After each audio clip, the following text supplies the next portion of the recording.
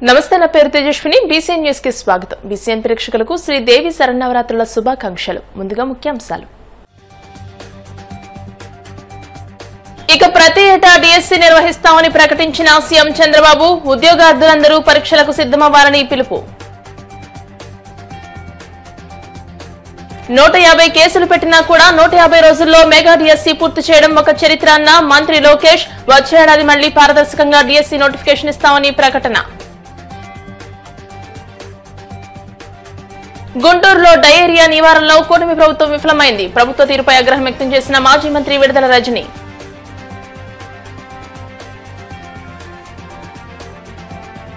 వాడపల్లి వెంకన్నాలయంలో ప్రత్యేక పూజలు మంగళ వాయిద్యాల నడుమ శ్రీ స్వామి అమ్మవార్లకు మేలుకొల్పు సేవ ఈశ్వరలక్ష్మి హోమం ఇక ప్రతి ఏటా డిఎస్సీ నిర్వహిస్తామని ఏడాదికో నోటిఫికేషన్ ఇస్తామని సీఎం చంద్రబాబు ప్రకటించారు ఉద్యోగార్థులందరూ పరీక్షలకు సిద్ధమవ్వాలని పిలుపునిచ్చారు మెగా డిఎస్సీలో ఉద్యోగాలు సాధించిన 15,941 మందికి అమరావతిలో నిర్వహించిన సభలో సీఎం చంద్రబాబు అధికారులు నియామక పత్రాన్ని అందజేశారు సభలో చంద్రబాబు మాట్లాడుతూ అసాధ్యమనుకున్న పనిని ఏడాదిలోగా పూర్తి చేసి నియామక పత్రాలు ఇప్పించిన ఘనత మంత్రి లోకేష్ తేనని అన్నారు ఉద్యోగం కోసం ఒక్క అభ్యర్థి కూడా ఎవరికీ డబ్బులిచ్చే అవసరం లేకుండా నియామక ప్రక్రియను లోకేష్ ఆయన బృందం పారదర్శకంగా చేపట్టారని అభినందించారు కూటమిలో మేము ముగ్గురం కలిసి ఈ రోజు మొదటి సంతకం డిఎస్సి మెగా డిఎస్సి ఒక అవకాశం ఆ అవకాశాన్ని బాగా పనిచేసి నిరూపించుకోవడం మంచి అనుభూతి అని చెప్పి కూడా నేను మీకు తెలియజేస్తున్నా బాబు షూరిటీ జాబ్ గ్యారంటీ ఈరోజు ఇది అవుతుందా లేదా అని మిమ్మల్ని అడుగుతున్నా భవిష్యత్తులో ఇటే విజ్ఞప్తి చేస్తున్నాను 10 లక్షల ఉద్యోగాల కోసం 10 లక్షల కోట్ల రూపాయలు పెట్టుబడులు వస్తున్నాయి ఈరోజు ఇక్కడే మా ఎమ్మెల్యేలందరూ ఉన్నారు మా ఎంపీలందరూ ఉన్నారు మా మంత్రులు ఉన్నారు వాళ్ళు కూడా మీ దగ్గరనే కూర్చోమన్న వాళ్ళ నియోజకవర్గంలో వాళ్ళు కూర్చున్నారు వాళ్ళు కూడా చాలా గర్వపడే విధంగా 16,347 ఉద్యోగాలు భర్తీ చేశాం 15 ఏళ్లలో 14 సార్లు డిఎస్సీ పెట్టి 1,96,619 మందికి ఉద్యోగాలు ఇచ్చిన వ్యక్తి నేనని చెప్పి మరొకసారి సవినయంగా మీ అందరికీ విజ్ఞప్తి చేస్తున్నాను లోకేష్ గారు చెప్పారు మీకు భవిష్యత్తులో ప్రతి సంవత్సరం డిఎస్సీ ఉంటుంది మీరు ఎప్పటికప్పుడు ప్రిపేర్ కండి ఎన్ని వేకెన్సీలు వస్తాయి ఏ శాఖ అయినా కొంత నిర్లక్ష్యం చేస్తాం కానీ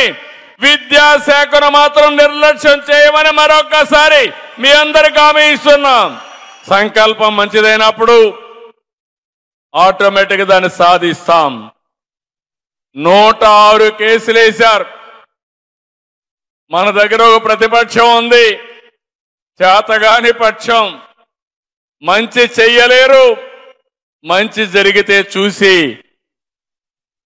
సహకరించలేరు ఈ 106 కేసులు వేశారంటే ఈ కేసులు ప్రైవేట్ వాళ్ళు వేసిన కేసులు కాదు రాజకీయ ప్రయోజనాల కోసం వేశారు ఎప్పటికప్పుడు శ్రద్ధ పెట్టి మొత్తం కూడా ఒక్క కేసు కూడా నిలవకుండా సుజావుగా డిఎస్సీ నిర్వహించిన వీళ్ళని మనస్ఫూర్తిగా అభినందిస్తున్నా 2029కి 20 లక్షల ఉద్యోగాలు ఇప్పటికే 10 లక్షల కోట్ల పెట్టుబడులు వచ్చాయి ఇంకా రావాల్సిన అవసరం ఉంది నా ఆలోచన ఒకటి ఈ రాష్ట్రంలో చదువుకున్న యువతకు పని కల్పించాలి ఈరోజు ఒక ప్రభుత్వంలో అన్ని ఉద్యోగాలు రావు ఎక్కడా ప్రపంచంలో జరగలేదు అభివృద్ధి జరగాలి అభివృద్ధి వల్ల ఉద్యోగాలు వస్తాయి అభివృద్ధి ఉద్యోగాలు వస్తే ప్రభుత్వానికి ఆదాయం పెరుగుతుంది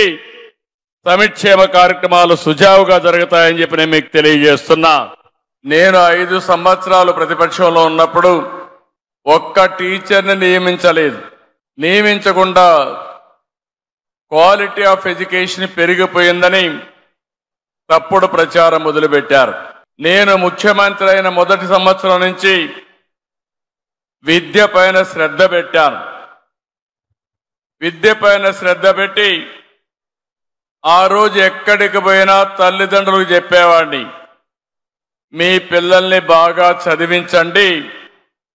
ఎంత ఆస్తి ఇస్తారో అది ముఖ్యం కాదు, కానీ ఏ విధంగా మీరు మంచి చదువు చెప్పిస్తే మీ పిల్లలు మీరిచ్చే ఆస్తి కంటే వేల రెట్లు ఎక్కువ సంపాదించే నాలెడ్జ్ వస్తుందని చెప్పాను.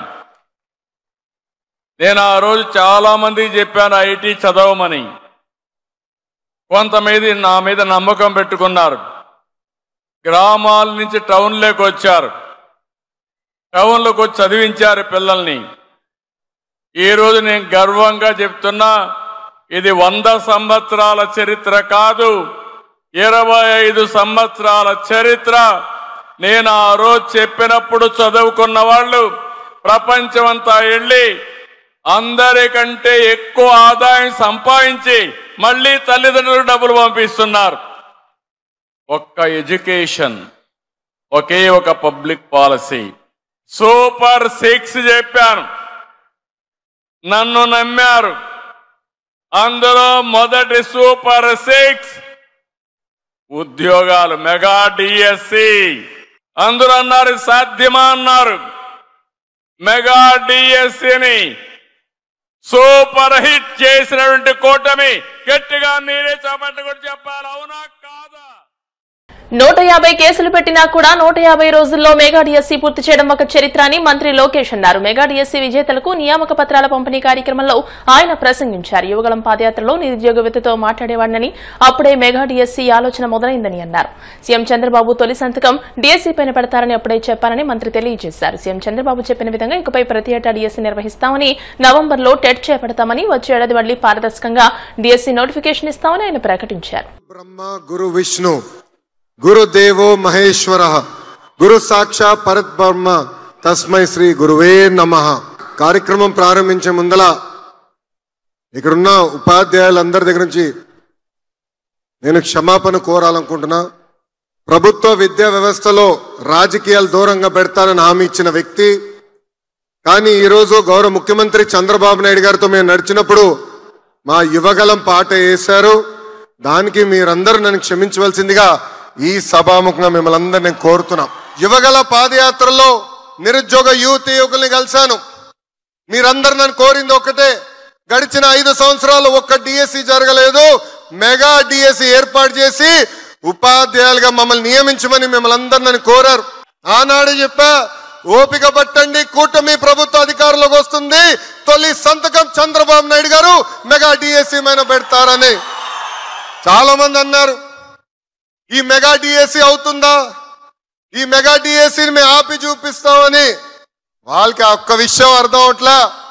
సిబిఎన్ అంటే డిఎస్సి, డిఎస్సి అంటే సిబిఎన్. ఆంధ్ర రాష్ట్రంలో 17 డిఎస్సీలు జరిగితే దాంట్లో 14 డిఎస్సీలు ఏకంగా తెలుగుదేశం పార్టీ అధికారంలో ఉన్నప్పుడు నిర్వహించాం. సుమారుగా 2 లక్షల మంది ఉపాధ్యాయులు తెలుగుదేశం పార్టీ అధికారంలో ఉన్నప్పుడు నియమిస్తాం జరిగింది. మన ఉత్తమ ఉపాధ్యాయుల మీటింగ్కి వెళ్తే అక్కడ గౌరవ ముఖ్యమంత్రి గారు అడిగారు, తెలుగుదేశం పార్టీ హయాంలో ఉపాధ్యాయులుగా నియమైన వాళ్ళని అందరినీ నుంచోమంటే 99% మంది ఆనాడు నుంచునే పరిస్థితి. 16,000 పోస్టులతో డిఎస్సి, ఎస్సీ సబ్ క్లాసిఫికేషన్ జరిగింది, మొదటిసారి మేము ఇంప్లిమెంట్ చేశాం. Vertical horizontal reservation, sports quota, physical handicap quota, ఇట్లా అన్ని పరిగణలో తీసుకుని మేము ఏర్పాటు చేశాం. గడిచిన అన్ని నోటిఫికేషన్లు మేము తీసుకున్నాం, కోర్టులో పడిన అన్ని కేసులు తీసుకున్నాం. ఒక్కొక్కటి చదివి పక్కడబంది నోటిఫికేషన్ ఇచ్చిన ఘనత ఈ కూటమి ప్రభుత్వాన్ని. తెర ముందల మేం కంపడినా తెర వెనకాల అహర్నిశలు కష్టపడి ఎక్కడా మీకు ఒక్క ఇబ్బంది రాకుండా అద్భుతమైన నోటిఫికేషన్ వీళ్ళు ఇచ్చినందుకు ఈ సభాముఖంగా మనందరం కృతజ్ఞతలు తెలుపుకోవాల్సిన అవసరం ఉంది. సమిష్టి కృషి వల్లనే మెగా డిఎస్సి మెగా హిట్ అయింది. 150 రోజుల్లో 150 కేసులు వేసినా ఈ రోజు మీకు ఆఫర్ లెటర్ కూడా అందించిన ఘనత ఈ కూటమి ప్రభుత్వాన్ని. విద్యా వ్యవస్థలో అనేక సంస్కరణలు తీసుకురావాలన్న ఆలోచనతో నేను పనిచేస్తున్నా. విద్యా వ్యవస్థని రాజకీయాలకి దూరంగా పెట్టా. అందుకే మీరు చూస్తే డాక్టర్ సర్వేపల్లి రాధాకృష్ణ గారి పేరుతో స్టూడెంట్ కిట్ అందిస్తున్నాం. డొక్క సీతమ్మ గారి పేరుతో మధ్యాహ్న భోజనం ఈరోజు మన ప్రభుత్వం అందజేస్తుంది. Model primary school. నేను విద్యాశాఖ మంత్రి అయినప్పుడు గౌరవ మంత్రి నారాయణ గారు నాకు చాలా స్పష్టంగా చెప్పారు, లోకేష్ విద్యా వ్యవస్థ బాగుపడాలంటే 1 క్లాస్ 1 టీచర్ మీరు ఇవ్వండి అని. గతంలో కేవలం 1200 స్కూల్స్ ఉండేది. అలాంటిది గౌరవ ముఖ్యమంత్రి గారి ఆదేశాల మేరకు 9600 స్కూళ్ళు ఈ రోజు 1 క్లాస్ 1 టీచర్ కూడా మన ప్రభుత్వం అందజేసింది. సాటర్డే నో బ్యాక్ డే చేశాం. ఒక పట్టుదల, ఒక కమిట్మెంట్ తో పనిచేయాలి. విద్యా వ్యవస్థలో మనం మార్పు తీసుకురావాలి. ఎంతసేపు Finland, Delhi model of education కాదు, ఆంధ్ర మోడల్ ఆఫ్ ఎడ్యుకేషన్ ప్రపంచానికి మొత్తం చూపించాల్సిన బాధ్యత మనందరిపైన ఉంది. గౌరవ ముఖ్యమంత్రి గారు అడిగారు, నీకు ఏ శాఖ కావాలంటే విద్యాశాఖ ఇవ్వండి అన్న. నీ వల్ల అవుతుందా? యూనియన్లు ఉంటారు, ఉపాధ్యాయులు ఉంటారు, చాలా కఠినమైన శాఖ అంటే అందుకే ఇవ్వండి సార్, మార్పు తీసుకొచ్చి మీ దగ్గర పెట్టే బాధ్యత ఒక యువకుడిగా నేను తీసుకుంటా అన్న. ఇంతేకాదు లైవ్ లో చూస్తున్న ఉపాధ్యాయులందరినీ కోరుతున్నా, రండి కలిసికట్టుగా పనిచేద్దాం. ప్రపంచానికి ఆంధ్ర మోడల్ ఆఫ్ ఎడ్యుకేషన్ ఏంటో చూపిద్దాం. 5 సంవత్సరాల్లో గ్యారంటీడ్ ఎఫ్ఎల్ఎన్ అందిద్దామని ఈ సభాముఖంగా మీ అందరు తెలుపుకుంటూ, గుంటూరులో 10 రోజులుగా డయేరియా విజృంభిస్తున్నా నివారణ చర్యలు తీసుకోవడంలో కూటమి ప్రభుత్వం విఫలమైందని మాజీ మంత్రి విడుదల రజని ఆగ్రహం వ్యక్తం చేశారు. గుంటూరు ప్రభుత్వ ఆసుపత్రిలో వైసీపీ నేతలతో కలిసి డయేరియా వార్డులో బాధితులను పరామర్శించిన అనంతరం ఆమె మీడియాతో మాట్లాడారు. సీఎం చంద్రబాబుకు వైద్య ఆరోగ్య శాఖ ప్రైవేటీకరణ మీద ఉన్న శ్రద్ధ ప్రజారోగ్యం మీద లేదని మండిపడ్డారు. ఇంత విస్తృతంగా డయేరియా, కలరా వ్యాపిస్తున్నా కూడా కనీసం వైద్య ఆరోగ్య శాఖ ఎందుకు సమీక్ష నిర్వహించలేదని ప్రశ్నించారు. జిల్లాలో ఎంతమంది అధికార పార్టీకి చెందిన ప్రజాప్రతినిధులు ఉన్నా ప్రజల ఆరోగ్యం పట్ల కనీస స్పందన కూడా లేకపోవడం బాధ్యతారాహిత్యమని మండిపడ్డారు. గుంటూరు జీజీహెచ్లో డయేరియాతో ఏ రకంగా ఈ గుంటూరు సిటీలో ఉన్నటువంటి వాళ్ళు, ఈ సిటీకి కనెక్ట్ అయ్యి చుట్టుపక్కల ఉన్నటువంటి విలేజెస్ నుంచి ఉన్నటువంటి వాళ్ళు ఏ విధంగా ఇబ్బంది పడుతూ డయేరియా వల్ల వామిటింగ్స్, లూజ్ మోషన్స్, టోటల్గా కూడా ఈ డిహైడ్రేషన్కి పాలైపోయి ఏ విధంగా సిక్కుగా ఉన్నారో నాతో పాటు మీడియా వాళ్ళందరూ కూడా వచ్చారు. మరి వీళ్ళందరినీ కూడా చూసాము. 17న ఈ యొక్క డయేరియా అనేటువంటి ఇష్యూ దాదాపు ఇప్పటికి 10 రోజులైంది. ఈ నెల 17న ఈ ఇష్యూ స్టార్ట్ అయింది. ఈ ఇష్యూ స్టార్ట్ అయినటువంటి కూడా మనం చూస్తూ ఉన్నాము, వరుసగా చూస్తూ ఉన్నాము. ఇప్పటికి కూడా ఈ రోజు పరిస్థితి కూడా ఎక్కడ కూడా ఈ తగ్గుముఖం పట్టినట్టు కానీ, ఈ తగ్గుతున్నట్టు కానీ అట్లాంటి వాతావరణం ఏమీ కూడా లేదు. పేరుకి మనం చూసినట్టయితే మన గుంటూరు జిల్లాలో పెద్ద పెద్ద నాయకులు ఉన్నారు, మంత్రులు ఉన్నారు, మరి ఇక్కడ ఎమ్మెల్యేలు ఉన్నారు. ఎవరు కూడా ఏ మాత్రం కూడా చిత్తశుద్ధి ఈ యొక్క డయేరియా విషయంలో కానీ, ఈ ప్రాంత ప్రజలకి వాళ్ళకి కావాల్సినటువంటి మెజర్స్ తీసుకోవడంలో కానీ ఏ మాత్రం కూడా చిత్తశుద్ధి చూపించలేదనేది స్పష్టమవుతా ఉంది. ప్రభుత్వం కూడా చూస్తూ ఉంది. మరి ఓ మంత్రి ఉన్నారు, మరి ఆ మంత్రికి ఇప్పటిదాకా కూడా ఈ విషయం తెలుసో లేదో మనకు తెలియదు.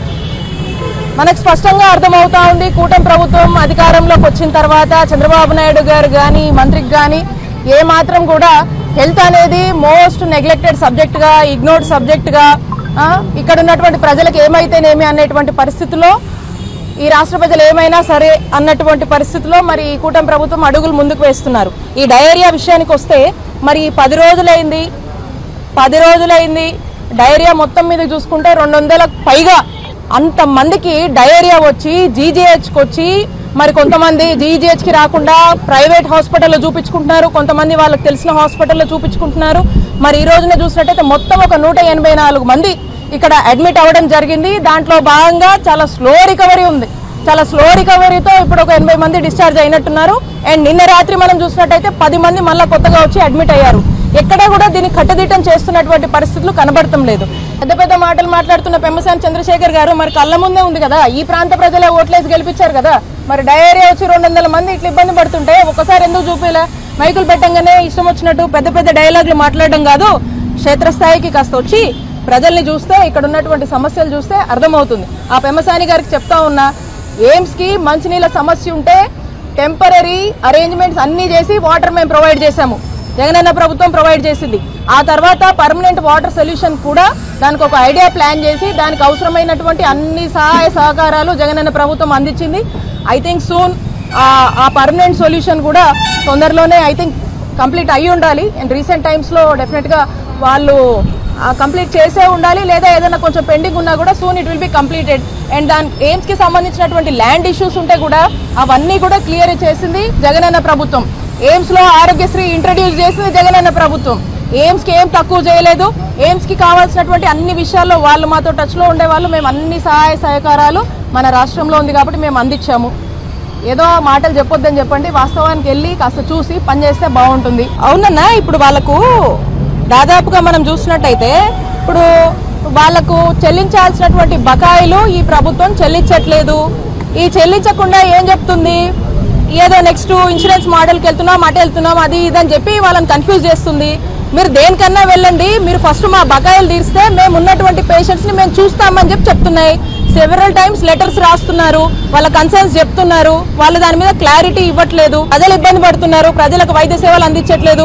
ప్రజలు పేద విద్యార్థులు డాక్టర్ లాంటి మంచి చదువులకు దూరం చేస్తూ ఉన్నారు. ఏం మంచి చేస్తున్నారు ఈ కూటమి ప్రభుత్వం? కాబట్టి నెట్వర్క్ హాస్పిటల్స్ విషయంలో కూడా ఈ ప్రభుత్వం మేల్కొని ఎంతో కొంత మీకు కుదిరినంతగా ఫస్ట్ వాళ్ళకు బిల్లు చెల్లించి వాళ్ళని ప్రజల్ని ట్రీట్మెంట్ చేసేదానికి ఎంకరేజ్ చేసుకుంటూ మళ్ళీ నెక్స్ట్ పేమెంట్స్ ఎప్పుడు ఇస్తారో ఆ నెక్స్ట్ ఎప్పుడు ఇస్తారో దాని మీద ఒక క్లారిటీ ఇస్తే ప్రజలకి మంచి జరుగుతుంది. ఇప్పుడు కాసేపు ప్రకటనలు.